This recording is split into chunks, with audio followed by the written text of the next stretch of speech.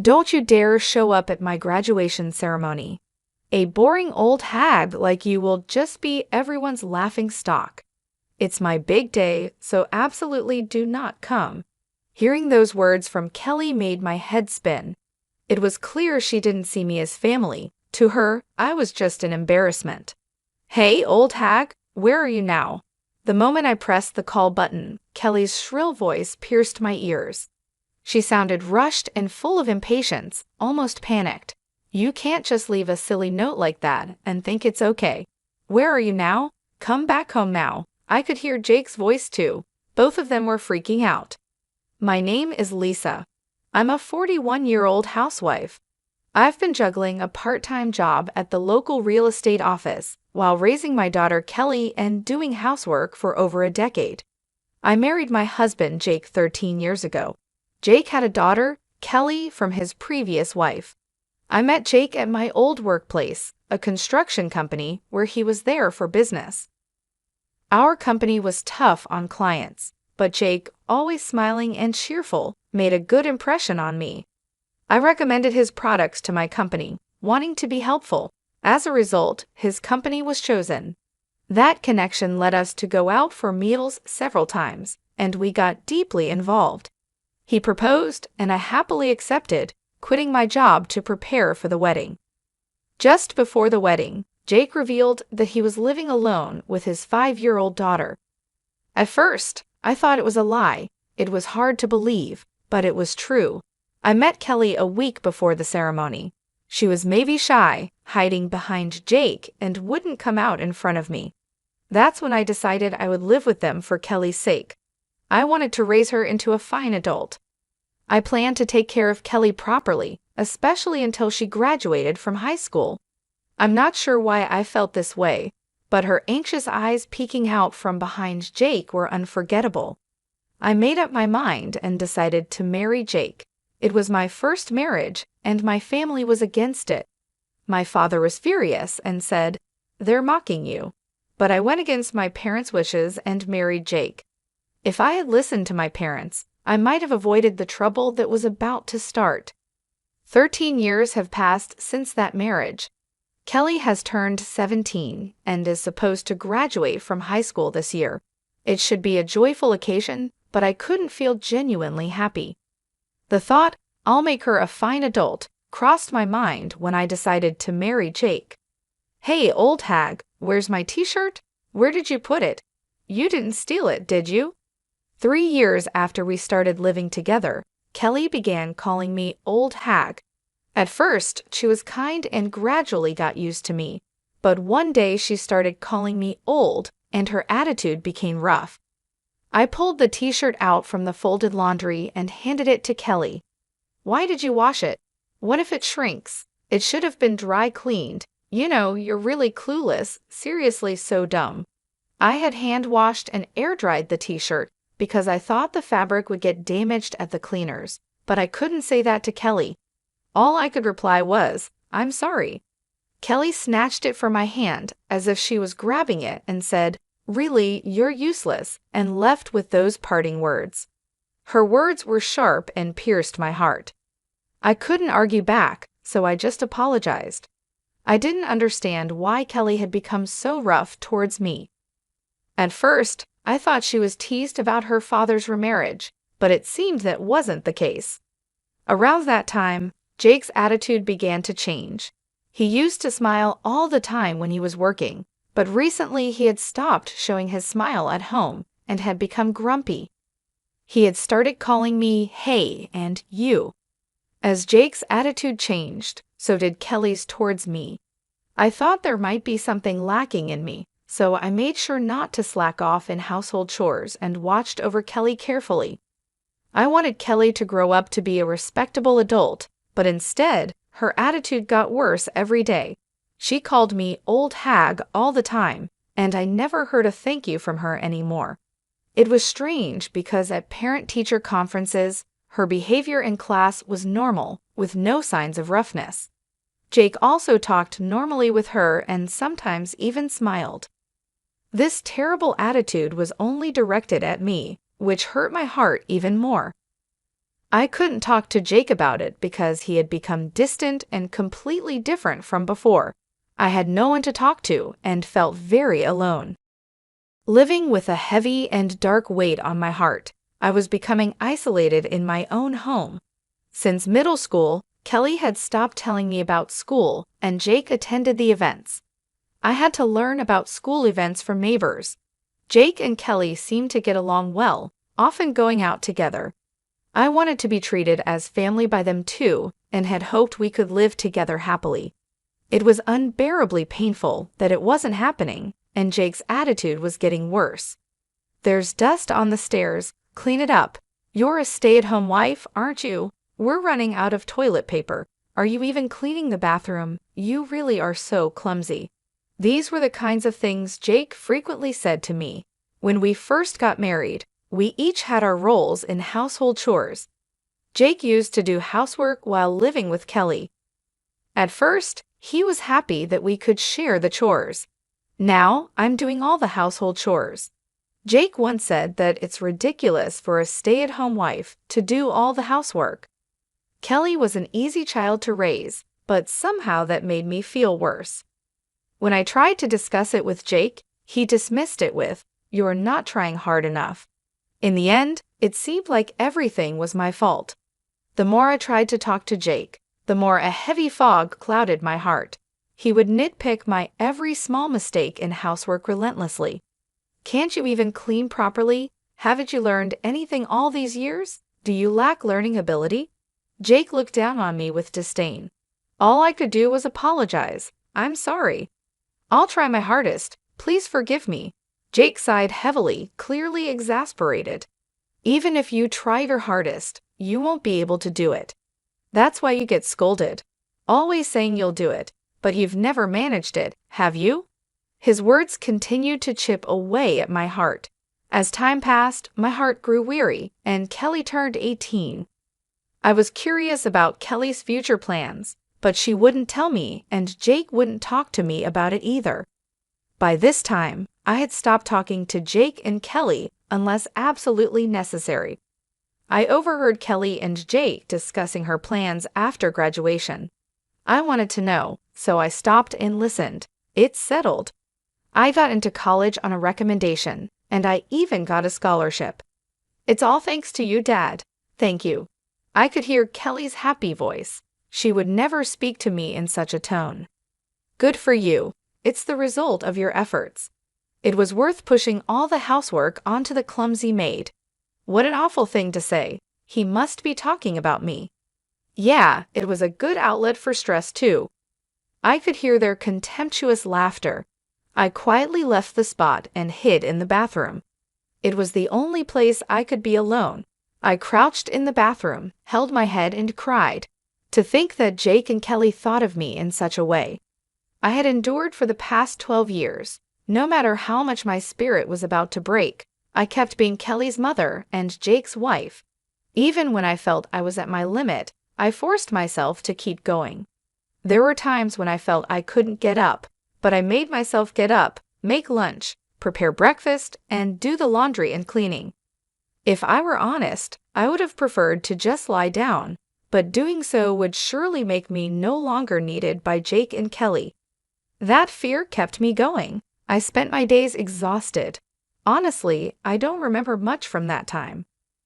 One day, when I was out shopping, a neighbor shocked me with the news. The next day was Kelly's high school graduation ceremony. I couldn't admit I didn't know, so I just smiled vaguely and left. As soon as I got home, I collapsed onto the sofa. I had always thought of making Kelly a respectable adult. Graduation from high school was supposed to be a milestone for that. Again, I was the only one left out in this house. I am not allowed to have a smartphone or use a computer. All communication and information came through Jake and Kelly, and they chose to keep me in the dark. I have a simple flip phone that can only make calls. Jake handles all interactions with the school, so I don't even have anyone I can call a mom friend. I have no way to learn about school information. Still, I found out about sports days and performances from neighbors' conversations and kids' chats on their way back from school, and I secretly attended them. I wanted to properly attend the high school graduation and celebrate her step into adulthood. As I was crying on the sofa, Kelly came back from school. "Hey, old hag, what are you slouching around for? It's depressing. You're making the whole house dark. Can't you do something about it?" Kelly glared at me. It was her fault, yet she acted like this. If Kelly had told me the date of the graduation ceremony, I wouldn't have felt this way. For the first time, I felt anger slowly rising from the depths of my heart. "The graduation ceremony is tomorrow, isn't it? Seems like you didn't tell me." I questioned her with a feeling of blame. Kelly looked slightly taken aback by my defiant words, but exaggeratedly sighed to cover it up. "So what? You wouldn't come to the graduation anyway, so why does the date matter to you?" I tilted my head in defiance at Kelly's words. I never said I wouldn't go to the graduation. "Don't come. If a boring old hag like you shows up, you'll be everyone's laughing stock. It's my big day, so definitely do not come." Kelly's words about being everyone's laughing stock made me dizzy. Clearly, Kelly doesn't think of me as family. To her, I am an embarrassment. I thought this time would be different, but she wouldn't see me any other way. "Don't come." Kelly's words pierced my heart. It was clear from her own mouth that I was nothing but a nuisance. That night, Jake came home with a suit and a dry cleaner's bag. He had sent the suit to the dry cleaners himself, without asking me, of course. Jake knew about Kelly's graduation. As I looked at the suit, Jake said with a pitying look and a smirk, "Right, Kelly didn't tell you. Clearly, I am the least needed in this house." Thinking I was family was just my wishful thinking. At that moment, I realized my heart had long reached its limit. That's why I decided to stop being a family. The next day, Jake and Kelly left together for her high school graduation. I was left behind. Moreover, Jake told me, "We'll eat out tonight, so we won't need dinner." I wasn't invited. The old me would have just cried and taken it. But those days ended today. I had decided to leave this house. I made up my mind last night. As soon as they left, I packed my bags, wrote a note, and left the house. I couldn't be a family with Kelly and Jake anymore. I decided to stay at my parents' house, about 3 hours away by train. At my parents' home, I started preparing to cut ties with Jake and Kelly. In the note I left, I wrote that I wanted to end our family relationship and live alone, and that I wished to discuss the details through a lawyer. I hadn't found a lawyer yet, but my father would likely know one. My family owns a lot of land and is known as wealthy landowners in the area. My father also owns considerable real estate and is well known locally. He certainly had lawyers in his circle. I had met a lawyer at a Christmas party when I was at home. Besides finding a lawyer, I had to sell the house where Jake and Kelly were still living. The house was built on land owned by my father, and the construction costs were covered by me as a wedding gift. I had been repaying my father little by little with the money I earned from my part-time job in real estate, which was also introduced by my father. Essentially, the house, both the building and the land, are owned by my father. They are in his name officially. At the time, Jake probably thought the house was a gift since he never asked about the ownership. He was likely too afraid to upset my father and lose the house. Jake is quite the coward. He is aggressively assertive toward those he perceives as beneath him, but to those above him, he is subservient and ingratiating. I explained everything that had happened to my father. As I spoke, tears flowed uncontrollably. I had to stop several times due to my sobbing, but my father listened until the end. There were tears in his eyes too. What comforted me was that my father didn't criticize the decisions I had made back then. In the end, he simply said, "You've had a hard time." Afterwards, my father made calls, and soon lawyers and real estate management people came to the house. Everything happened very quickly after that. It was decided that the house would be demolished, and the demolition was set for 2 weeks later. In the note I left, I wrote, "Please leave within a week." My father sarcastically remarked, "That's quite generous of you." For me, it was just about avoiding later complaints. The week passed as I consulted with the lawyer about the divorce. I also told my mother about the divorce, and we cried together. I can't forget the look on her face, furious, like a demon. I also talked with my father about what would come next. Above all, I needed to set up a new foundation for my life. It took courage to talk to my parents, and it was hard, but once I did, my heart felt lighter, and I slept soundly for the first time in 12 years. A week passed peacefully at my parents' home. Then my cell phone rang. As expected, it was Kelly. Honestly, I didn't want to talk anymore. Remembering how Kelly had treated me all this time, a dark feeling spread through my heart. I decided to ignore the call, but the calls didn't stop. Jake also started calling repeatedly. They were probably calling about the note I left, and maybe the demolition crew had also contacted them. For 12 years, Jake and Kelly had called me old hag and treated me like a servant. The way they treated me was not how family should treat each other. The thought of dealing with them again made my skin crawl, but leaving things as they were wasn't right either. I couldn't move forward without settling the past. If I ran away now and left things unfinished, I wouldn't feel at peace. After the way they treated me, it was time for Jake and Kelly to face the consequences. I braced myself and answered the phone. "Hey, old hag, where are you now?" As soon as I pressed the call button, Kelly's shrill voice pierced my ears. Her tone was rushed, full of impatience and panic. "Leaving a ridiculous note like that, you think that's forgivable? Where are you now? Come back right now." I could hear Jake's voice as well. Both of them were in a complete panic. I imagined Kelly coming home from graduation, finding that this servant-like woman who used to relieve their stress was gone. Moreover, there was a note saying divorce and leave the house. Even Kelly would panic in such a situation, especially on the day of her graduation ceremony. I couldn't help but let out a chuckle at how flustered Kelly was. Who is this?" Kelly seemed surprised by my response and stumbled over her words. I hung up the phone. Afterwards, I called the real estate management company to check when the demolition was starting. It was scheduled for tomorrow as planned, and Jake had already been notified. I asked to postpone the demolition to the day after tomorrow and requested that Jake be informed of the one-day delay. The one-day reprieve was granted. Jake would probably come here then. I was ready to deliver a heavy blow to Jake and Kelly. There were dozens of calls from them, but I ignored them all.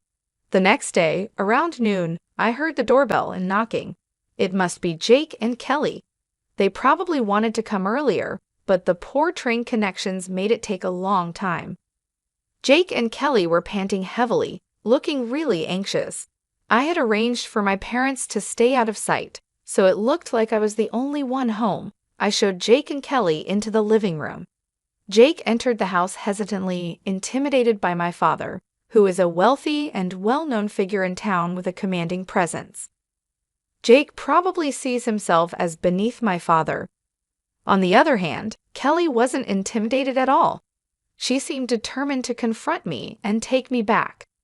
Kelly slumped into a chair in the living room, crossing her legs and arms, silently motioning for me to sit opposite her. I prepared tea slowly and calmly before sitting across from her. Growing impatient, Kelly started to speak. "What the heck is all this about?" Jake, who was sitting next to me, placed the note I had left on the table. I just stared silently into Kelly's eyes without any reaction. Kelly looked away first, trying to shake off the awkwardness with a laugh. "What was with that 'who is this' yesterday? That was some pretty bad acting." Still, I remained silent, staring at Kelly.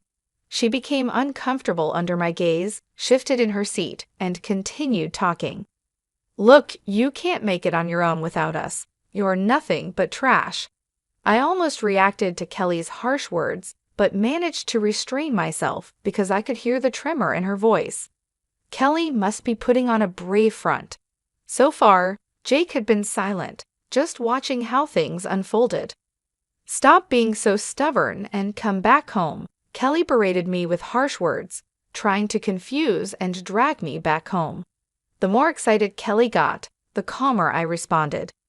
I don't have a family, do I? Oh, I do have parents, but you two aren't my family, are you? I said. Kelly, for her part, probably felt out of her depth. She started talking loudly. What are you talking about? You and Dad are my family, right? Hey, Dad, that's right, isn't it? Kelly must have felt at a disadvantage alone, so she asked Jake for help. Jake looked around nervously and, seeing that no one else was around, seemed relieved and started talking to me. That's right, you can't live without us, just like Kelly says, so you're coming back. Jake began to act all high and mighty when he saw my parents weren't around. Looking back, I realized what a cowardly man he is. As I said before, I have no family, I answered firmly. No matter what Jake and Kelly say, I'll keep treating them as strangers. Jake and Kelly are not my family. If they were, they wouldn't treat me like a slave. Family is about holding hands and helping each other.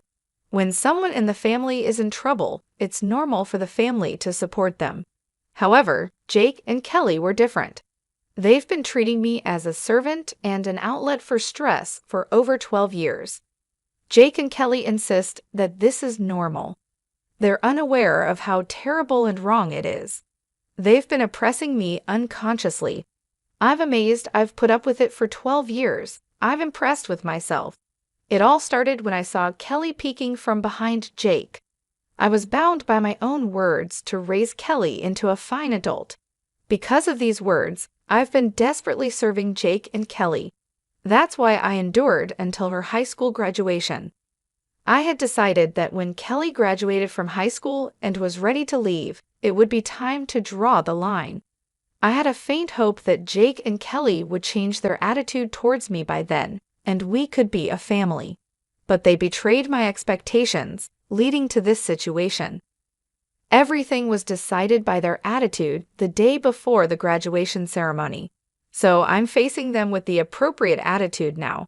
Jake and Kelly are no longer my family, which is why I don't treat them as family.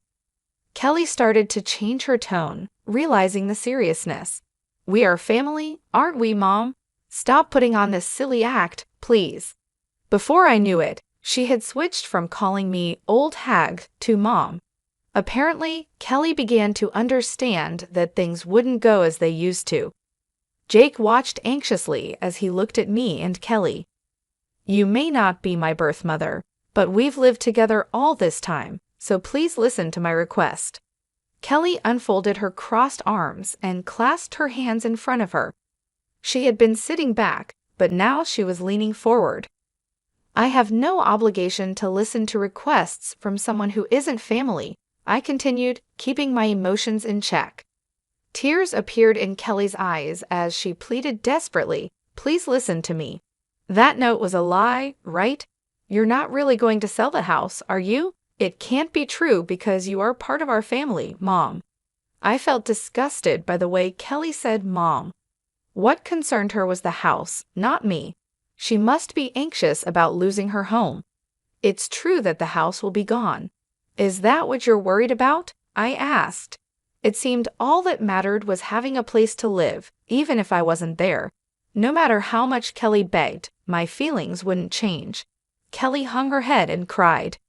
Jake, upset by Kelly's tears, lashed out at me.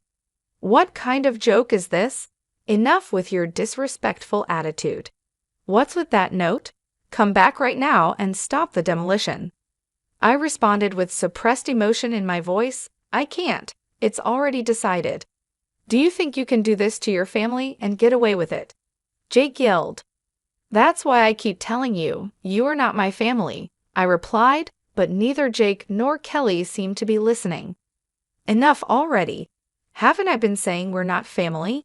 I thought, feeling like I was repeating myself. Jake suddenly stood up and slammed his fist on the table. Don't mess with me. I was shocked but kept my emotions in check. Who's messing around?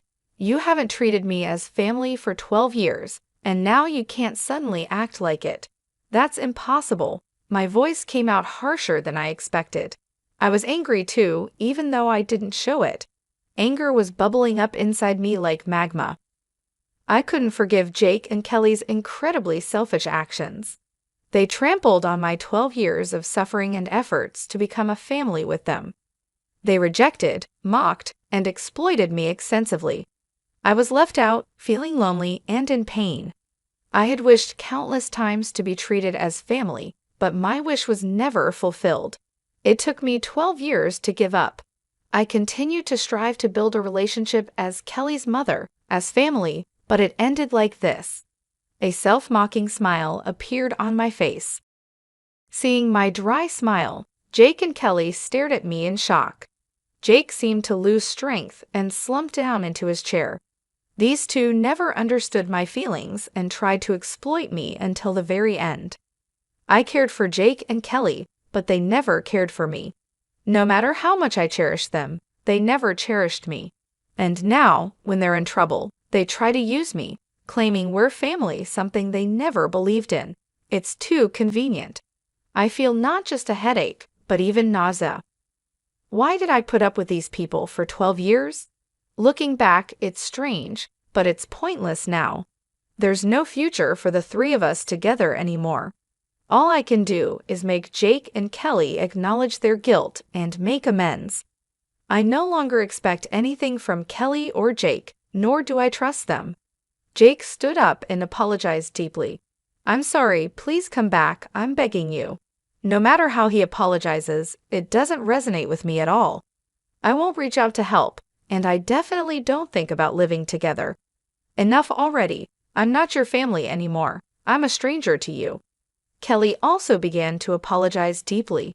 I'm sorry, please forgive me. We're family, so I want to go back home together. I'm appalled by her selfish way of speaking. After treating me like a stranger for 12 years, now what?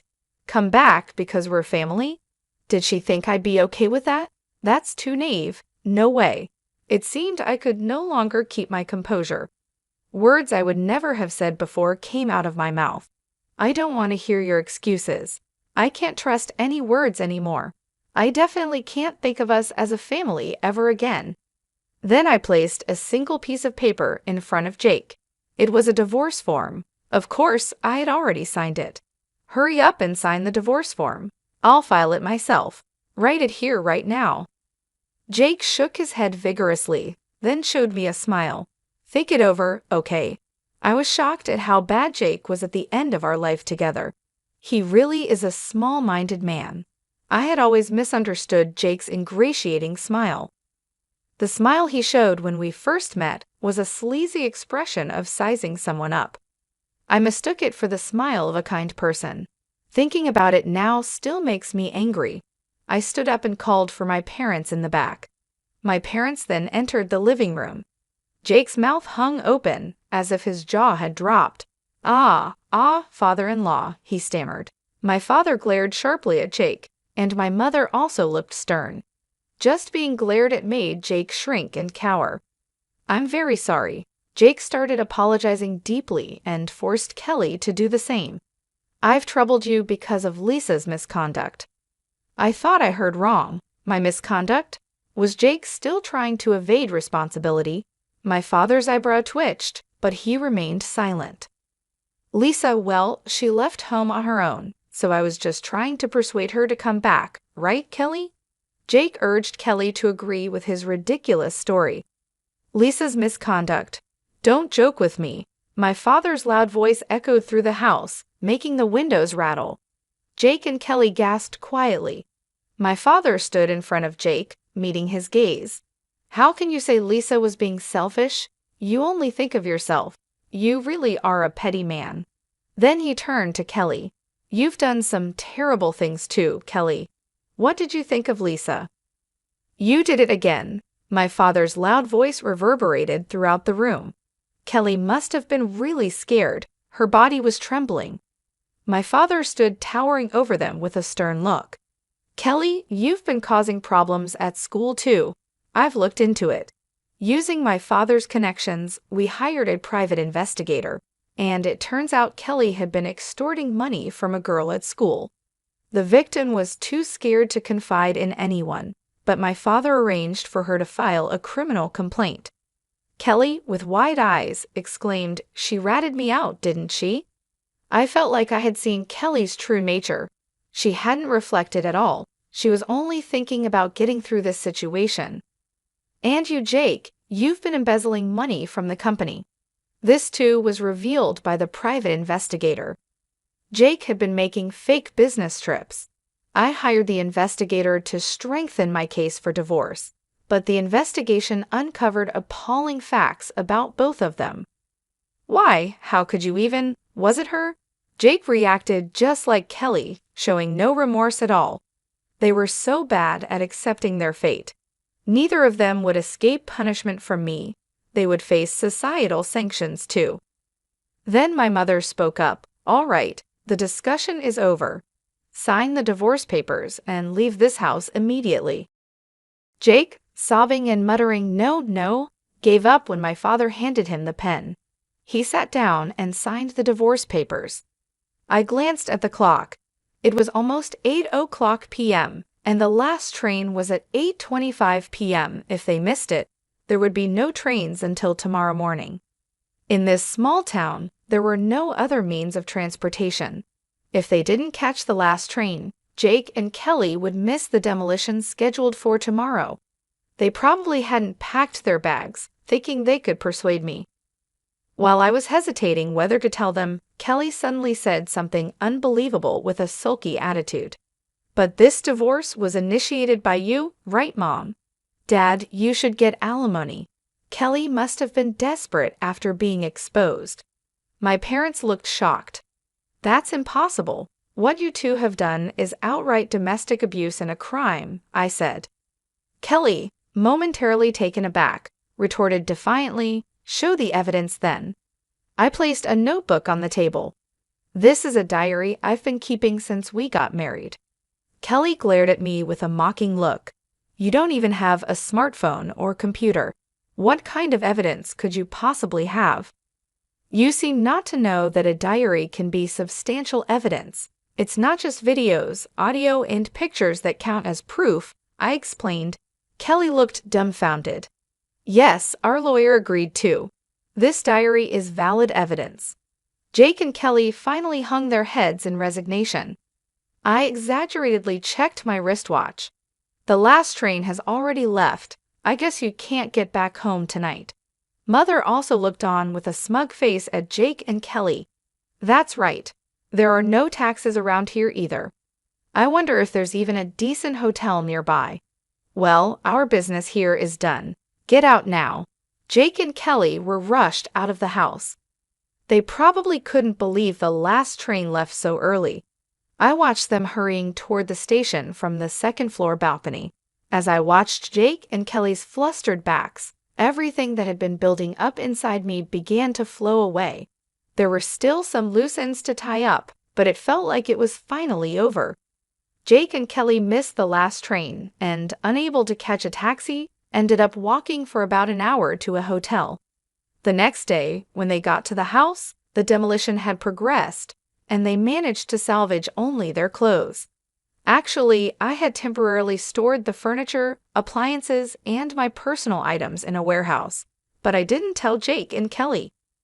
I got a report from the lawyer that the divorce was finalized, including a claim for alimony. Jake was reluctant to pay, but his company was pressured to ensure the payment. According to the private investigator, Jake was fired from his company for embezzlement. Kelly ended up getting involved with the police and was expelled from both college and high school.